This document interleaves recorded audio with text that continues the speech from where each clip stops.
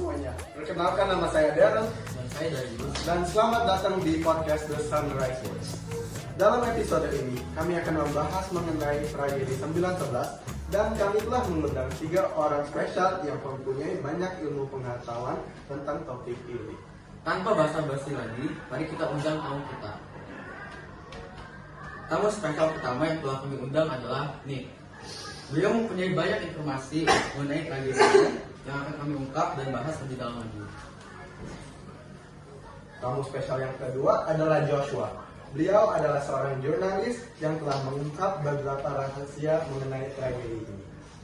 Dan tamu spesial yang terakhir adalah Jason. Beliau mempelajari banyak hal tentang kasus yang tragedi ini dan yang terjadi di masa lalu. Terima kasih semuanya untuk menghadiri podcast kami hari ini. Kami berharap kalian semua aman-aman saja dan dapat menyediakan banyak informasi mengenai topik ini. Oke, sebelum kita membahas lebih lanjut, kalian bisa memperkenalkan diri dan membahas tentang tragedi ini dalam singkat ya? Oke, jadi sebelum saya mulai, perkenalkan saya Joshua dan saya adalah jurnalis tentang 9/11. Jadi, serangan 11 September atau peristiwa Selasa Rabu yang juga biasa disebut 9/11 adalah empat serangan bunuh diri yang telah diatur terhadap di New York City pada 11 September 2001. Oke, dan nama saya Nick dan saya hanya orang yang mengetahui banyak informasi tentang 9/11 ini. Yang saya tahu adalah serangan 9/11 tetap menjadi salah satu peristiwa paling traumatis yang menakutkan di abad ini. Bukan hanya bagi beberapa orang, tapi bahkan bagi seluruh Indonesia. Lihatnya saja sudah sangat mengerikan banget kan? Iya, kedengaran saja sudah bikin aku merinding, terutama jika kita mengalaminya sendiri di New York City. Lu dari tadi baca apa itu? Kok kayaknya itu? Saya lagi baca koran nih dari The Jakarta Post. Oh, itu sponsor kita ya? Iya, ini sangat menarikkan banget. Soalnya ini beritanya tentang yang terbaru dan terkini. Oh, kalau gitu aku baca juga deh. Oh, oke. Mungkin saya mau nanya ke yang lain nih. Jason, kalau boleh tahu nih, kapan sih tepatnya peristiwa ini terjadi? Oke, terima kasih atas kesempatan ini. Jadi pada pukul 8.45 pagi, tepatnya hari Selasa 11 September 2001, itulah tanggalnya saat peristiwa itu terjadi. Oke Jason, saya mau tanya nih. Tadi saya dengar dari jawaban Nick dan Joshua bahwa peristiwa Selasa Rabu yang juga disebut 9/11 adalah 4 serangan bunuh diri yang telah diatur. Kira-kira nih Jason, bagaimana sih peristiwa ini terjadi secara spesifik sehingga peristiwa ini bisa menjadi sangat menakutkan bagi seluruh dunia? Oke, pertanyaan yang bagus. Jadi sebuah American Airlines Boeing 767 atau 767 yang memuat 20.000 galon bahan bakar jet menabrak menara utara World Trade Center atau yang biasa disebut WTC di New York City. Oh begitu ya, saya baru tahu nih. Jadi itu kenapa 9/11 disebut dengan peristiwa Selasa Rabu. Bagaimana menurutmu Darren? Setelah saya mendengar bahwa sebuah jet yang menabrak WTC, saya berpikir bagaimana mengerikan peristiwa ini. Oh, oke. Selanjutnya, saya mau bertanya nih kepada Nick. Nick, kan peristiwa ini sangat berbahaya, kayak yang seperti saya dengar dari Jason. Kira-kira apa dampaknya kepada New York City? Ya, oke. Jadi dari 9/11 ini adalah lubang besar yang terbakar dan menganga di dekat lantai 80 gedung pencakar langit, dan ratusan orang di lantai tersebut terbunuh dan lainnya terjebak di lantai berikutnya. Aduh, peristiwa ini telah memakan banyak korban ya. Iya, tapi saya semoga kepada diri keadaan dan kondisi di sana baik-baik saja bagi keluarga dan masyarakatnya. Ngomong tentang masyarakatnya, saya mau nanya nih kepada kalian, bagaimana sih proses evakuasi masyarakatnya ya setelah Amerika Airlines Boeing 767 itu menabrak gedung. Oke, kepada pertanyaan itu, setelah jet itu menabrak gedungnya, beberapa waktu kemudian, proses evakuasi menara kembali tengah berlangsung. Kamera televisi juga menyiarkan melalui siaran. Oh begitu ya kan? Ya setelah peristiwa itu terjadi. Nah ternyata begitu ya. Tapi saya belum selesai menjelaskan. Ada hal berikutnya yang akan menjadi bencana lainnya. Ternyata, 18 menit setelah pesawat pertama menabrak, Boeing 767 yang kedua muncul dari langit, berbelok tajam ke arah WTC dan membelah menara selatan di dekat lantai 60. Kayak gitu. Saya tidak tahu loh Joshua.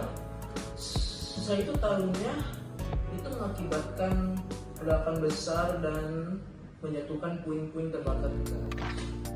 Oh waduh, ternyata masih belum selesai.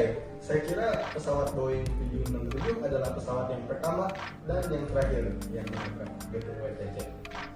Saya juga tidak begitu ya Dan. Sebenarnya tidak bisa banget ya Dan. Iya Darius, ternyata itu kenapa peristiwa 911 ini disebut peristiwa yang traumatis dan mengerikan. Iya benar. Ternyata kita semua sudah berbicara tentang topik ini dalam lama ya. Iyalah, tidak kerasa waktu sudah secepat ini. Oke, jadi terima kasih banyak Nick dan Joshua dan Jason karena sudah meluangkan waktu dan berbagi insight kalian hari ini. Semoga obrolan ini bermanfaat buat para pendengar juga. Nah, buat kalian yang masih penasaran atau punya pertanyaan lanjutan, bisa langsung follow dan hubungi Nanya Apapun di YouTube. Dan terima kasih juga buat teman-teman yang sudah mendengarkan sampai akhir. Jangan lupa follow podcast ini ya, biar nggak ketinggalan episode menarik lainnya. Sampai jumpa di episode berikutnya. Sampai jumpa. Bye bye Darren, Mr. Darren dan Mr. Darius. Pak. Makasih ya. Oh ya, ini kan kita lagi live streaming nih di Twitter. Ya. Ini kebetulan ada Aldi Post 104 bertanya kepada Jason, mengapa kamu mempelajari lebih dalam tentang kejadian ini? Alasannya itu adalah saat di peristiwa 9/11 salah satu anggota keluarga saya menjadi korban, dan karena itu saya ingin mempelajari lebih banyak tentang kenapa 9/11 terjadi sama yang lain-lainnya. Oh, sedih banget ya. Iya. Semoga diberkati Tuhan ya di sini. Terima kasih. Halo dan selamat datang kembali di episode kedua The Sunrise Boys mengenai tragedi 9/11. Di dalam episode ini kami akan merangkul dan menggali lebih banyak informasi mengenai tragedi ini. Tapi sebelum kita mulai, aku punya pantun untuk kalian. Di tepi sawah tumbuh padi. Burung berkicau di pagi. Cakep. Sponsor hadir memberi janji. Cakep. The Jakarta Post selalu di hati. Cakep. Jos bos. Cakep ya tuh. Darren, aku punya pantun nih buat kamu. Di suasana yang ceria ini, Darren senang membeli iPhone berwarna biru. Biar podcast kami semakin seru. Cakep. Apple hadir bikin maju. Cakep. Cakep. Keren. Cakep. Buka kemungkinan tanpa terbatas dengan iPhone terbaru.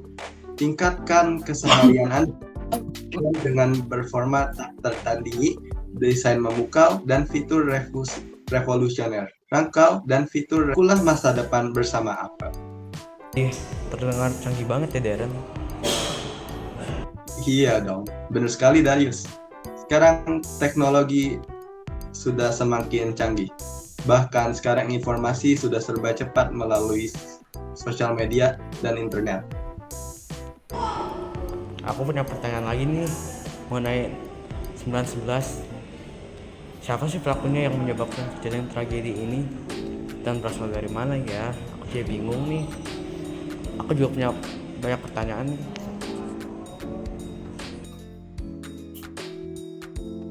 Oke, aku akan jawab satu persatu. Pelaku penyerangan ini berasal dari jaringan ekstremis Islam yang disebut Al-Qaeda.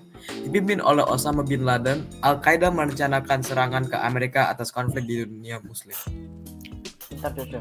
Aku mau tambahin nih. Ada juga 19 orang melakukan pembajakan. Iya, mereka bekerja dalam 3 tim dan terdiri dari 5 orang dan 1 tim yang terdiri dari 4 orang. Nah, Oke, sekarang aku akan tambahin lagi. Setiap kelompok terdiri dari seseorang yang telah menerima pelatihan pilot. Pelatihan ini dilakukan di sekolah penerbangan di AS sendiri. di sekolah. Oke, jadi untuk pertanyaan yang terakhir, 15 pembajak adalah warga Saudi seperti Bin Laden sendiri, 2 orang berasal dari Uni Emirat Arab, 1 orang dari Mesir, dan 1 orang dari Lebanon. Nih guys, saya mau nanya, kira-kira pelaku Osama bin Laden sudah ditangkap belum ya? Setelah menyebabkan keributan di WTC, seharusnya sudah kan?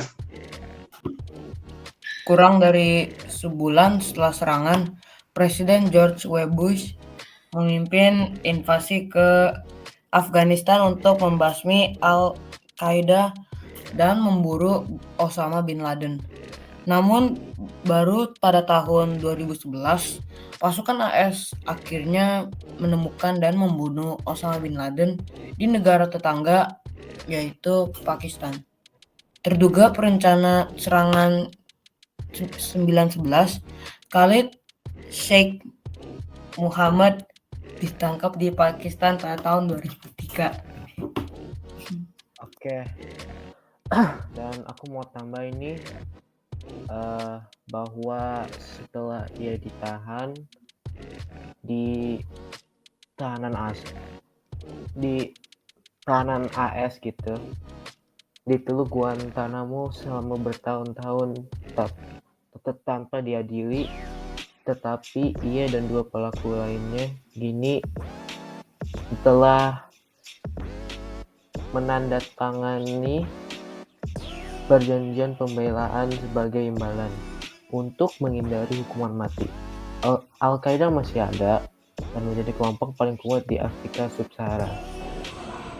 Waduh, sampai akhirnya kebunuh-bunuhan juga ya. Aku kira Osama bin Laden ditangkap, tetapi Iya. pada akhirnya dibunuh juga ya.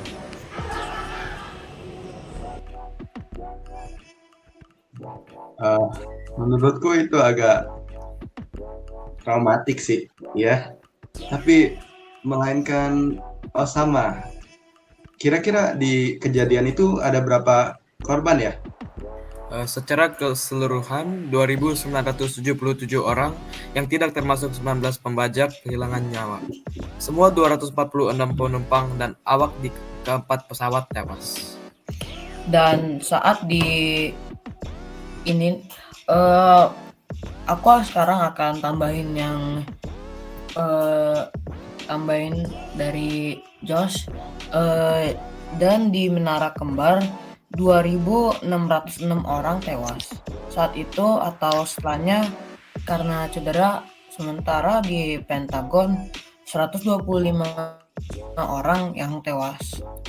Korban termuda adalah Christine Lee Hansen yang berusia 2 tahun, yaitu ya masih toddler, yang tewas di salah satu pesawat bersama orang tuanya Peter and Sue. Tertua adalah Robert Norton yang berusia 82 tahun, yaitu orang yang sudah lansia yang berada di pesawat lain bersama istrinya Jacqueline dalam perjalanan menuju sebuah pesta pernikahan. Benar sekali Jason. Aku mau nambahin sedikit nih. Ketika pesawat pertama menabrak, diperkirakan ada berapa ya? Sekitar 17 ribuan lah orang di menara tersebut, ya. Dan nggak ada yang selamat di atas zona benturan di Menara Utara, kecuali 18 orang yang berhasil melarikan diri dari lantai di atas zona benturan di Menara Selatan. Saya masih belum selesai nih. Warga dari 77 negara yang berada termasuk di antara para korban kota New York kehilangan 441 responden pertama. Ribuan orang terluka atau kemudian terserang penyakit yang terkait dengan serangan tersebut. Dan itu termasuk petugas pemadam kebakaran yang bekerja di puing-puing beracun.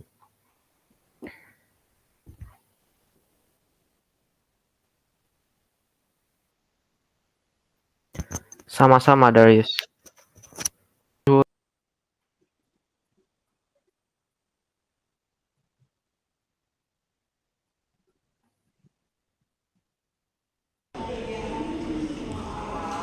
Waduh, ternyata kita sudah bahas topik ini dengan lama ya. Iyalah, tidak terasa nih waktu sudah berlalu secepat itu.